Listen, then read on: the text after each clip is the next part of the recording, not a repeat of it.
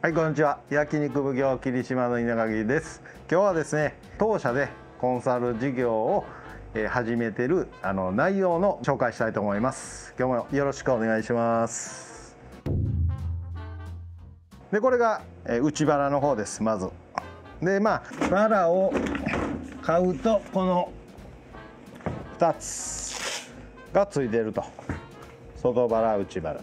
これはメスの牛です。メスの牛と巨生の牛があって、焼肉でカルビにするんであれば僕はメスの方のがそんなにくどくないから極力僕はメスを買います。夏場暑いからバラとか、お肉系統全部さばいていくとこう肉が垂れてくるので早くバラしていかないともうタラッタラになるからやりにくいと渡辺君にしてもらおうと思ってます。うちで今コンサル授業をしている中で一番最初に来ていただいている方です。ゆくゆくは焼肉店をやろうと今一生懸命頑張ってます。今霧島さんでは仕込みをメインにやらせてもらって、店がオープンしたらホールの方をやらせていただいております。こういうお肉のとここうやって開けやんとこの脂が多いとここうやってでそれで人のやつ見とるとこの人できやんなってわかる。でこのバラもこっち向いて割ってある業者と反対に折ってある場合があるから、そのやり方っていうのは違うからでこっちにもう1枚さっきの外バラがついてると。でここにインサイドと言われるハラミみたいなお肉がこっちにこうやってついてここで割ってこれを外してこっちにつける人も業者さんおるしであとここが中押しカルビと言われるバラ山でここの真ん中に骨が入ってると。基本的に言うたらこの最初にインサイドを剥がれるで剥がすと。でこの下に大事な貝のみというのがこれねついとるからこの下にナイフをいかんように大事に使っていく。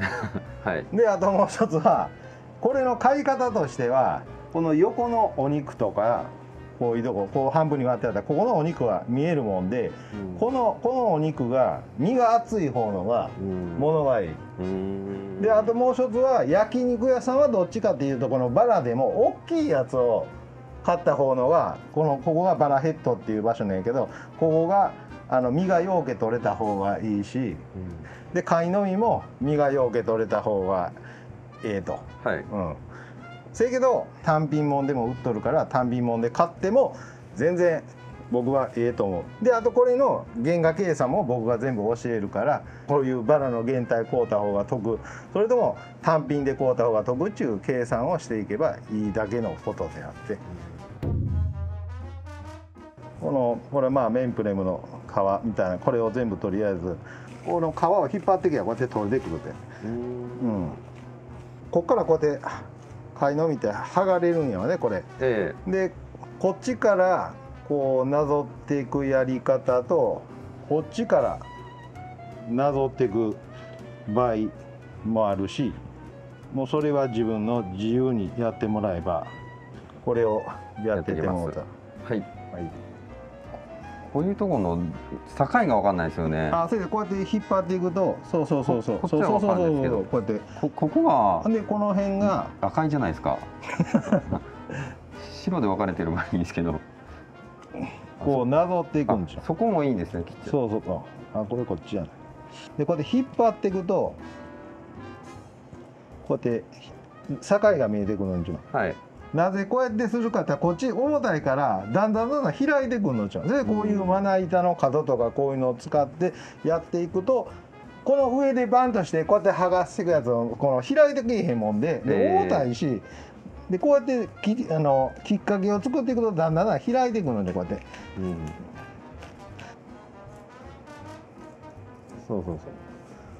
僕は肉の厚いとこ持っておらんとこっち薄いやんか、肉は引きちぎれてくるもんで。そうなんですね。そうで引っ張りながらもうガーッとはい出来上がり。これが貝のみ。またここから成形はしやなあかんけどいらん油がついとんで、僕はこの次にそのままこのバラ山を取るね。この上にいらん油がこうやって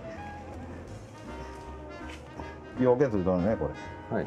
でこういうちょっとした肉もついとるから、これは自分がまかないで食ったりミンチ剤にしたりとか、それはもう自分が工夫して、もう商品としてはこういうちょっと上に乗っとる肉は商品としてならへんから、自分がまかないで食べるなりすればいいと。であとこの中落ちカルビとかでも、まあいろんなネットで買った時に安い中落ちカルビとそこそこ高い中落ちカルビがあるのちゃう。でこのバラ山とかでもその名前があって、切るだけとか書いてあるやつはもう全部掃除してある。それが値段高い。この境目っていうのはなかなかちょっと難しいんやけど、でここはちょっと身がついたりする場合がある。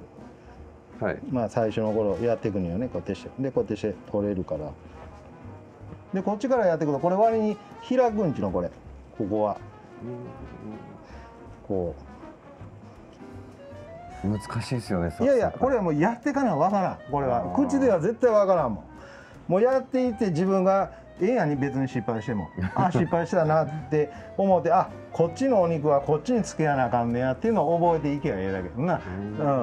僕らも昔よう言われたのが形を覚えなさいって言われた。こうそうでそれ引きちぎったりと。このお肉見てもらうと、こいつこいつがここで終わりなの。この下のお肉はここで、だからこれをまた取ってもらって、これね、でここに油よけといとんで、もうこれ入ってまうねん。これは手で取れる。これもここなんですもんね。こうってことですもんね。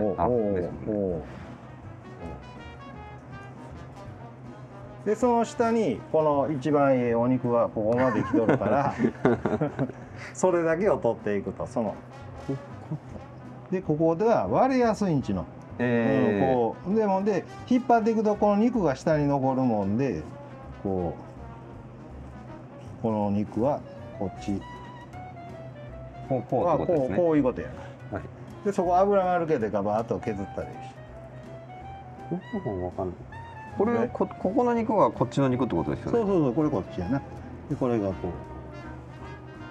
うそう極力はこういうふうにめくっていくっちやるから。でそれが場所がわからん場合はこっちにナイフを入れとくとかさ。ええやんにそのままやってもらった全然。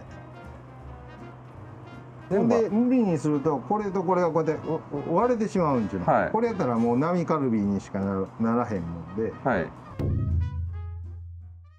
でこれがバラヘッドと言われる場所で、この辺やなこれは。で大きいやつになるともっとこれがガバーッとこの辺ぐらいのね、バラがでかく切るの。これで手で引っ張っていくとこうやってきっかけを作るとこれだけがめくれるんですよ。でこれがバラヘッドと言われる場所。で形がこういう形。でここら辺は油全部ここまでかな。であとこれをきれいに成形して、で焼肉で一番使いたい場所はこれだけぐらい。こっち側っていうのはあんまりみんな欲しがらん。並材でだいたい使われるとこが多い。であとこれがもうカッパ。これらは使い物にならんかな。まあスープの煮込み材に使われる人もいるし、焼きとかそういうのを使うんであれば、ここのお肉が一番身が厚いから、こんだけ焼肉として使える。もし使うんであればね。硬いんですか？硬い。この下のこいつを取ってほしい。形で言うとこうええよ、失敗してもええもん全然。切ったっていいにそのまま下へブチンと。下へですか？これでここで終わりなんだこれ。ここでこれ。でこう切ったら。これはもうぶつんと切ったったらええ。でよくこのお肉をひっつけて、これだけ単品で売っとんねえたら高いやんか。だからこれとこれをこうやってしてひっつけて売っとるとこもある。せいでこれとここだけをボツンと落として安いけどいらんやん、うん、そしたらこれこうとか得やんか、うん、っていうこと。あ、骨なんです。これもそうそう、骨肌っちでこんな食えへんから。形でいうとこうこうこうこうこうこうっていうのがもう油なんで、これは下のカッパやから使いやんで全部剥がしても、はい、もうそこでブチンって切ったらいい。はい、はい、でこれでこっちを見るとこれも油やねん。あ、うん、でこれもツルツルにしてこっちもツルツルにしてしまうと割高になるから、こっちはまあ言うたらゴム筋みたいなのがついとるから僕は全部履いてしまうんちゅう。筋に油がついとるやつは割に筋引きってやりにくいもんで、この最初にみんなこの油だけを取ってしまうんちゅう。でまたこれこっちのきっかけを作っていく。その筋は僕は使わんで掘ったんねん。まあ、これも切っちゃうしかないですけど。ええよ。難しいやろ。難しいですね。難しいので、そこはこうデコボコデコボコデコボコってなっとんの。で柔らかいからまたやりにくい。こうふにゃふにゃタラタラなってきたから。この辺はもうこうやってここら辺油やから。